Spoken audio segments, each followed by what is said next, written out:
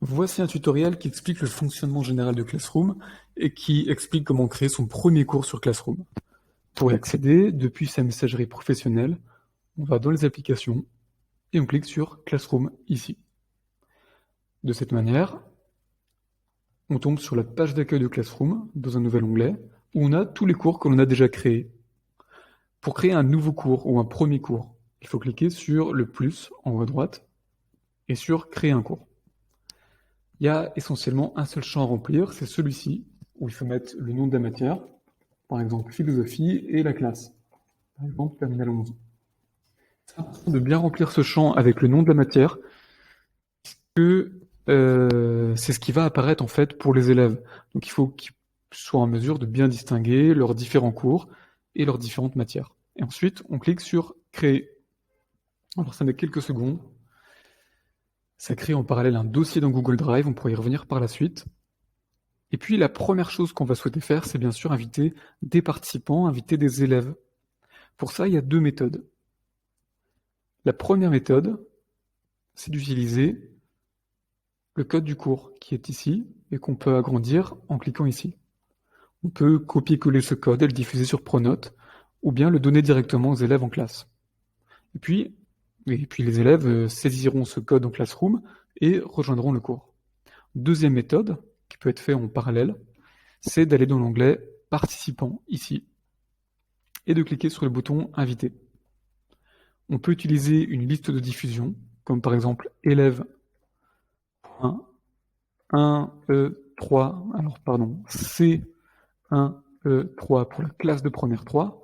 On clique ici, et si je clique sur Inviter, ça va envoyer une notification par mail à tous les élèves de la classe, les enjoignant à rejoindre le cours.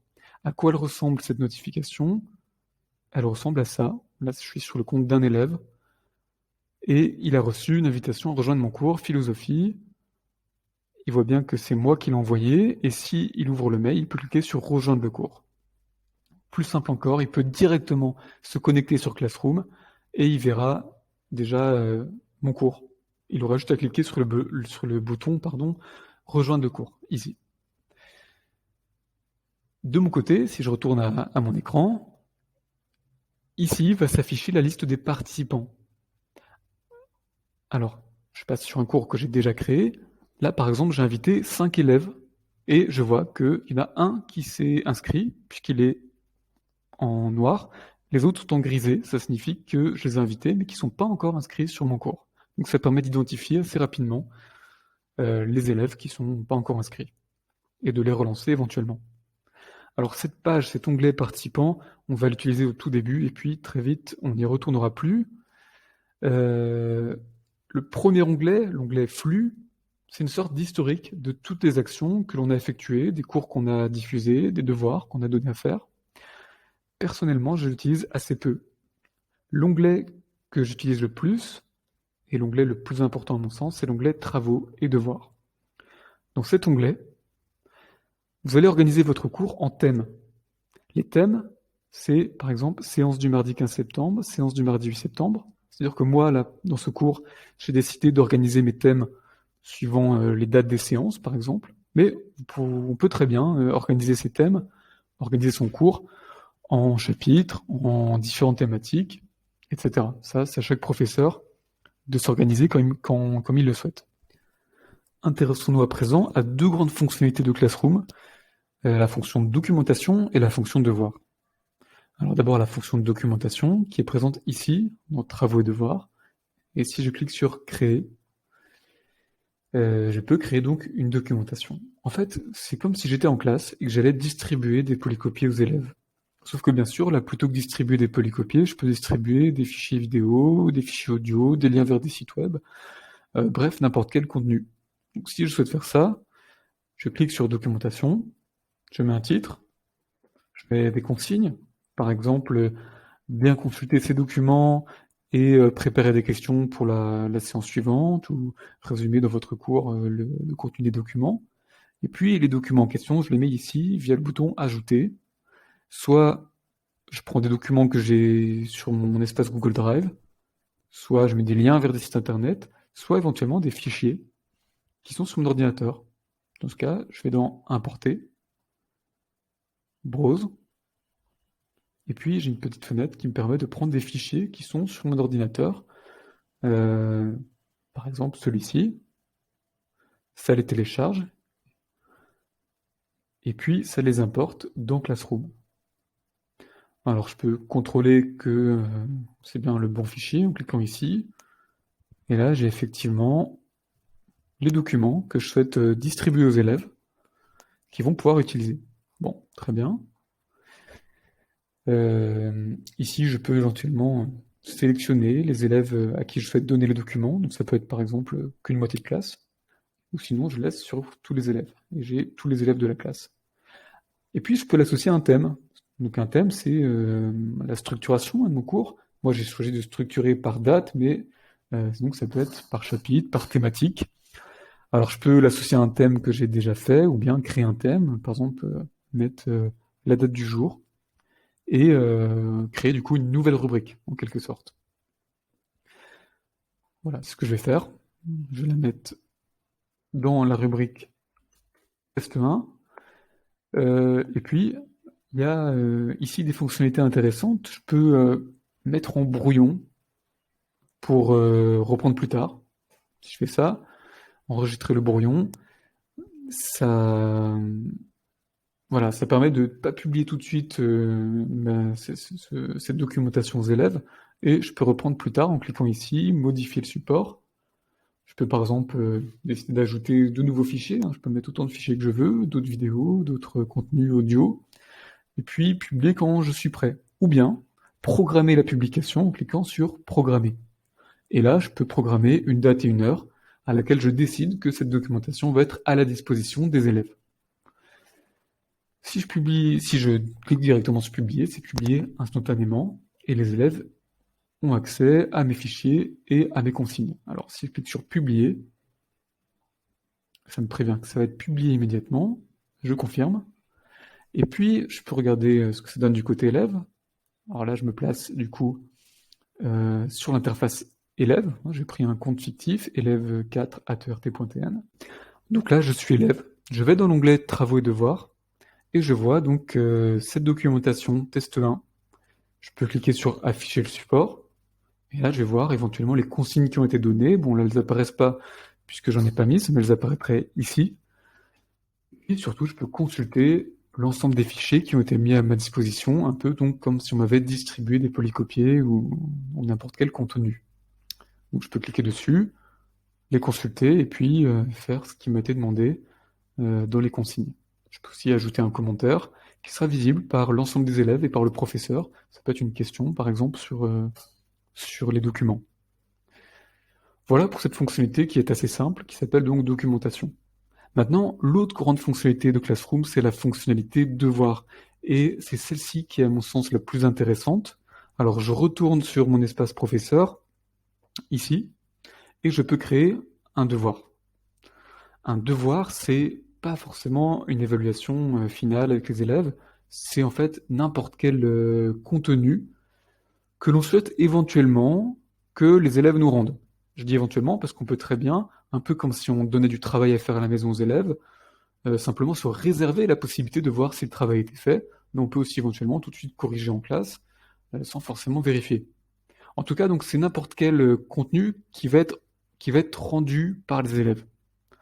Alors, je clique sur Devoir, et là, il y a deux possibilités. Première possibilité, donc, je crée un titre, je mets éventuellement des instructions, et puis je peux ajouter un sujet de devoir, un peu comme si je distribuais en classe un sujet de devoir, en prenant un fichier ici, sur mon ordinateur, en cliquant sur Importer, Browse, et en sélectionnant mon sujet de devoir, par exemple celui-ci.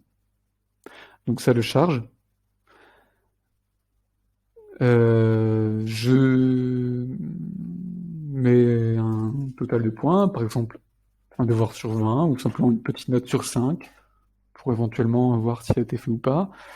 Une date limite éventuellement, par exemple dans quelques jours, voilà, le vendredi 2 octobre à 18h par exemple. Donc, ça veut dire que tous les élèves qui me rendront ce devoir après cette date seront considérés comme en retard. Ils pourront le rendre, mais ce sera en retard. Et puis je peux l'associer à un thème, soit un thème que j'ai déjà créé, soit créer un thème. Donc par exemple, je peux créer un thème lié à la date du jour, lundi 29 septembre. Et là encore, je peux soit publier immédiatement le devoir, soit l'enregistrer en brouillon pour y revenir plus ultérieurement, soit programmer la publication. Donc là, je vais le publier tout de suite et je vais voir tout de suite ce que ça donne au niveau de l'interface élève. Alors, je bascule sur mon interface élève. Je vais rafraîchir la page pour bien prendre en compte cette publication. Je reviens ici sur ma page d'accueil dans l'onglet Travaux et devoirs. Et donc je vois ici le devoir qui a été publié par mon professeur. Je clique dessus, je clique sur Afficher le devoir. Et je vois ici le sujet de mon devoir. Alors je peux l'ouvrir et voir que c'est par exemple un document avec des petites questions. Donc ça, c'est le fichier, je ne peux pas le modifier. C'est le fichier qui m'a été distribué. Pour répondre à ce devoir, pour le rendre à mon professeur, je vais devoir, comme en classe, sortir une feuille de classeur. Sauf que là, l'équivalent de sortir une feuille de classeur, ça va être de cliquer ici sur Ajouter, Doc, puisque je vais prendre un traitement de texte, tout simplement. Donc je clique ici, je suis élève, je le rappelle, et ça me crée une feuille, c'est un peu comme si je sortais une feuille de mon sac. Et ça me crée mon fichier doc.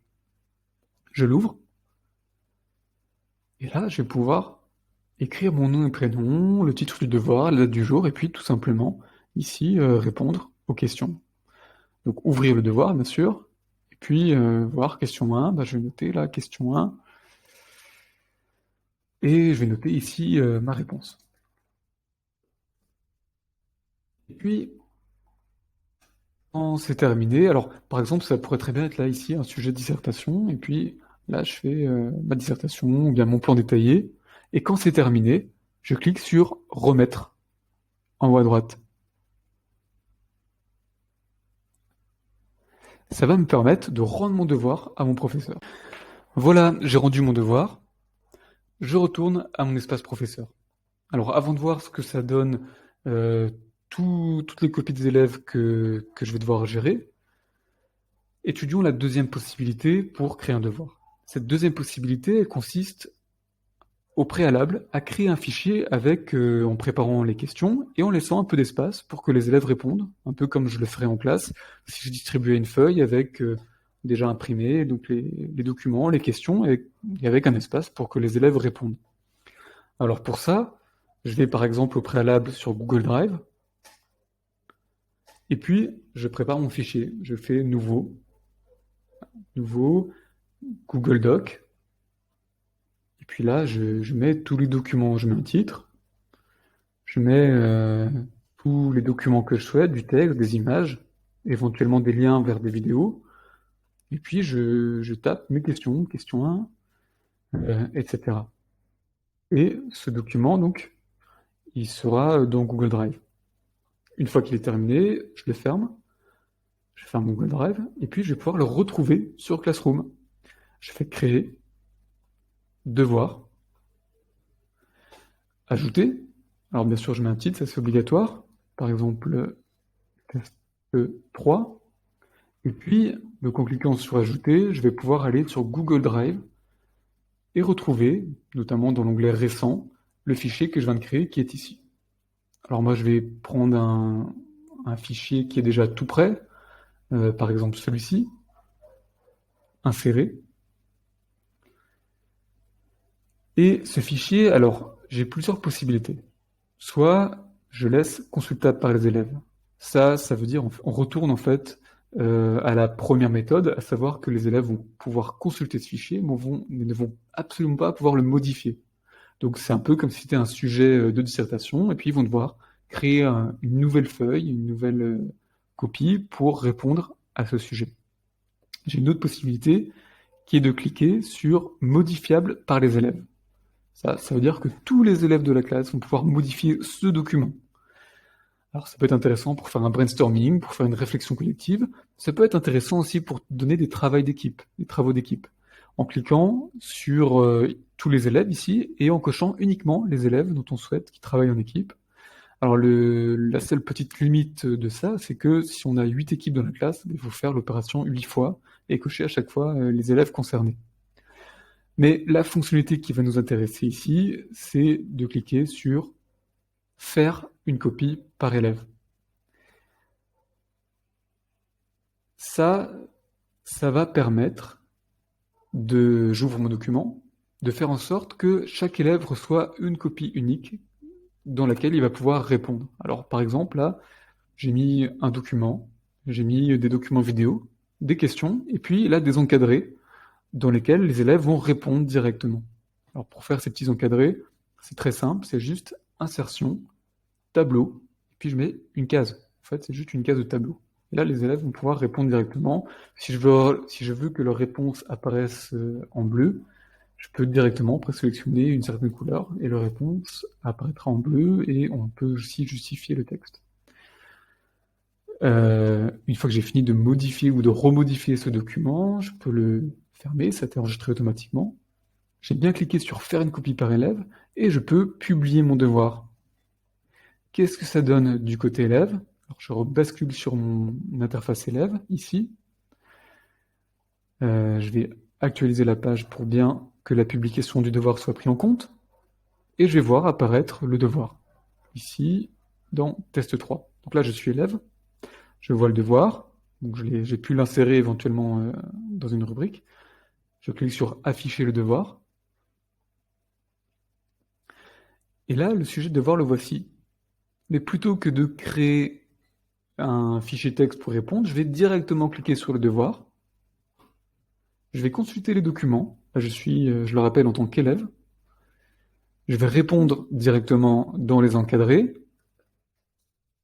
Et puis, quand j'ai fini de répondre, je clique tout simplement sur « Remettre ».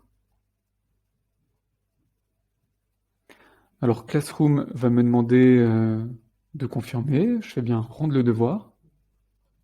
Et puis, le devoir est rendu. À présent, regardons comment, en tant que professeur, je vais pouvoir gérer toutes ces copies que les élèves me rendent, et puis les corriger et les rendre, éventuellement. Je retourne à mon espace professeur, et je vais prendre un devoir que j'ai préparé, qui est celui-ci. Voilà, devoir sur l'inconscient. Je peux voir déjà que 2 élèves me l'ont remis, que 3 ne me l'ont toujours pas remis. Le devoir est toujours simplement attribué. Et puis, pour avoir plus de précision, je clique sur « Afficher le devoir ». Si je veux afficher les copies qui m'ont été remises, je clique sur « Remis » ici. Et là, j'ai les 2 copies qui m'ont été remises. Je peux les ouvrir. Je peux cliquer sur celle-ci, par exemple, et ça m'ouvre la copie dans un nouvel onglet. Et j'ai accès donc à la copie que l'élève m'a rendue. Ça peut être par exemple ici une dissertation. Et cette copie, je peux la corriger. Je peux barrer des choses dans la copie. Je peux ajouter des choses, des éléments, faire des remarques, faire aussi sélectionner des passages et cliquer sur ce petit plus pour ajouter un commentaire en disant par exemple utiliser. Et puis je peux, à la fin de la copie, mettre une appréciation générale, comme par exemple bonne copie, voilà, et puis détailler mon appréciation. Là, toutes ces modifications, tous ces commentaires que je mets directement sur la copie, tant que le devoir n'a pas été rendu, l'élève n'y a pas accès. Il y aura accès uniquement quand j'aurai rendu la copie. Alors soit lorsque je vais cliquer sur rendre ici, soit quand je l'aurai décidé, quand je rendrai toutes les copies en même temps. Par contre, si j'écris un commentaire ici, là, il va être reçu directement par les élèves immédiatement. Et puis, quand j'ai fini de cette copie, je peux mettre une note provisoire. Voilà. Et puis passer à l'autre copie. Encore une fois, là, cette copie a le statut non rendu, c'est-à-dire que l'élève n'y a pas encore accès. Donc pour passer à l'autre copie, je peux soit la sélectionner ici, soit utiliser cette petite flèche pour passer à la copie suivante. Et puis là, pareil, je peux corriger cette copie, mettre une appréciation générale à la fin, ou simplement vérifier que ça a été fait, avec sérieux, et puis mettre une note. Et voilà, quand j'ai terminé, alors je peux revenir à ma copie précédente, décider que finalement, par rapport à l'autre copie, j'ai surnoté ou sous-noté. Et puis à la fin, je peux fermer cet onglet de correction des copies. Et puis je reviens sur cette page. Et normalement, alors ça doit s'actualiser normalement. J'avais mis une note qui était 15. Alors elle s'est pas actualisée. Il suffit voilà, elle s'actualise. J'ai les notes provisoires qui ont été mises. Tout ça, toutes ces copies ont le statut de brouillon tant que je les ai pas remises. Et puis quand j'ai fini de corriger tout mon paquet de copies, je peux cliquer sur rendre, sélectionner toutes les copies, cliquer sur rendre ici. Ça me met un récapitulatif de toutes les notes obtenues par les élèves.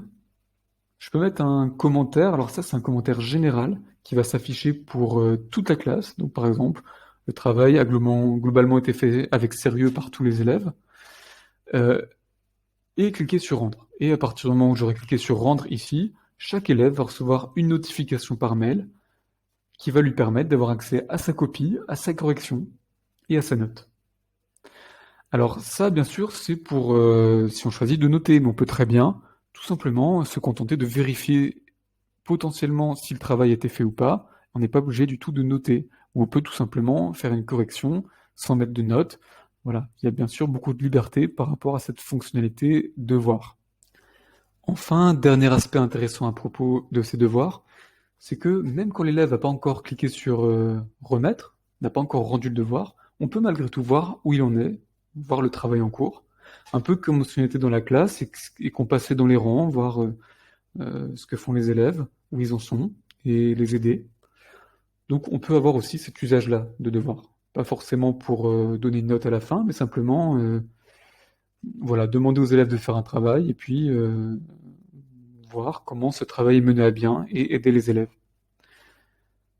Enfin, pour finir ce tutoriel, 2 petits points très courts. Si je reviens à l'accueil, un premier point pour signaler que dans l'onglet Travaux et devoirs, toutes les activités que j'ai publiées sont modulables. C'est-à-dire que par exemple, cette activité, je peux finalement la mettre dans cette rubrique, celle-ci également, ou bien la remettre, alors la mettre ici.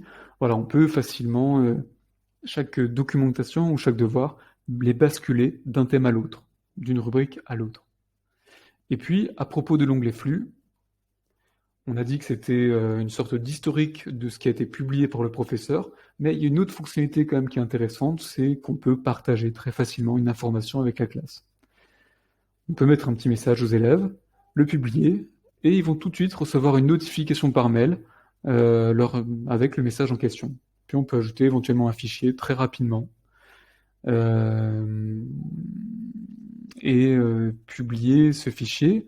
Alors si je fais le test et que je publie mon message, on peut voir aussi que les élèves peuvent ajouter un commentaire. Ce commentaire va être vu par le professeur, mais aussi par tous les autres élèves. Et donc ça peut être l'occasion aussi d'apporter des précisions.